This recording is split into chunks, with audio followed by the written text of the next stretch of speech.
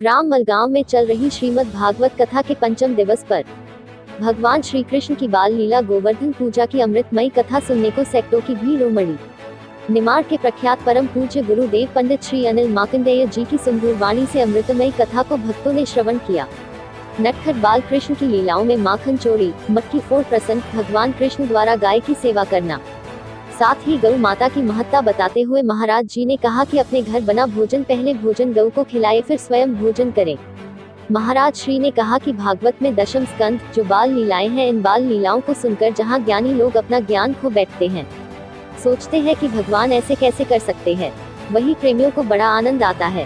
प्रेमियों को आनंद इसलिए आता है कि इन लीलाओं को सुनकर उनको ऐसा लगता है कि भगवान हमारे बहुत पास में हैं।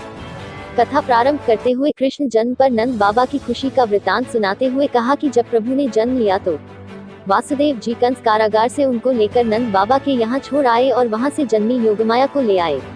नंद बाबा के घर में कन्हैया के जन्म की खबर सुनकर पूरा गोकुल झूम उठा।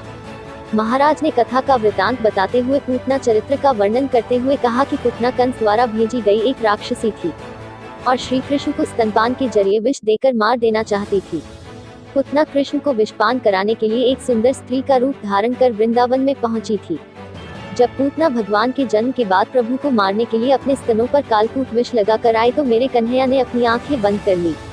कारण क्या था? क्योंकि जब एक बार मेरे ठाकुर की शरण में आ जाता है तो उसका उद्धार निश्चित है, परंतु मेरे ठाकुर को दिखावा छलावा पसंद नहीं। आप जैसे हो वैसे आओ।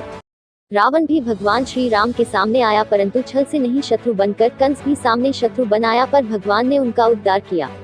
लेकिन जब पूतना और शूर्पणखा आए तो प्रभु ने आंखें फेर ली, क्योंकि वो मित्र के भेष रखकर शत्रुता निभाने आई थी।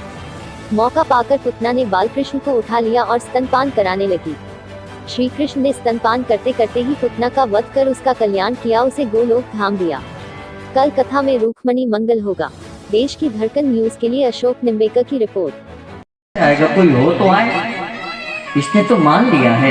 इतने में कुछ संतों ने कहा ठीक है, हमारे पास समय है, यदि आ जाएगा तो ठीक, नहीं तो हमें तो पंच लोगों को मिलकर के अग्नि संस्कार करना है। और उस मृत व्यक्ति के शरीर को यमुना जी में स्नान करवाया और चिता पर लिटा दिया। प्रतीक्षा कर रहे, कोई नहीं आ रहा। तो किसी ने कहा, अरे कब तक प्रतीक्षा करेंगे, चलो मुख्य अग्नि दो। और जैसे मुख्य अग्नि के लिए लकड़ी पर जली थी और लकड़ी चिता में लगाने ही वाला था, वो संत की आवाज आई, रुक जाओ, अरे रुक जाओ, मैं आ गया। मुझे मेरे बाबा की चिता में आग लगाने से वांछित न करो। मैं अपने पिता के, अपने बाबा की इस चिता को आग लगाना चाहता हूँ। वो जो सारे संत महात्मा 100-200 लोग थे, उनके बीच में से चीर करके बाहर आ गया और हाथ में से लकड़ी छीन ली और उस जलती लकड़ी को उसने चिता में लगा दिया और धो धो करके जलने लगी। थोड़ी देर तक खड़ा रहा और हाथ जोड़ करके कहता है कि पिताजी, आप जीवित थे तब तक तो मैं नहीं आ पाया, लेकिन आपकी अंतिम इच्छा थी कि मेरे हाथ से आपकी चिता को अग्नि लगे, तो मैं अब आ गया हूँ, आपको अग्नि दे दी।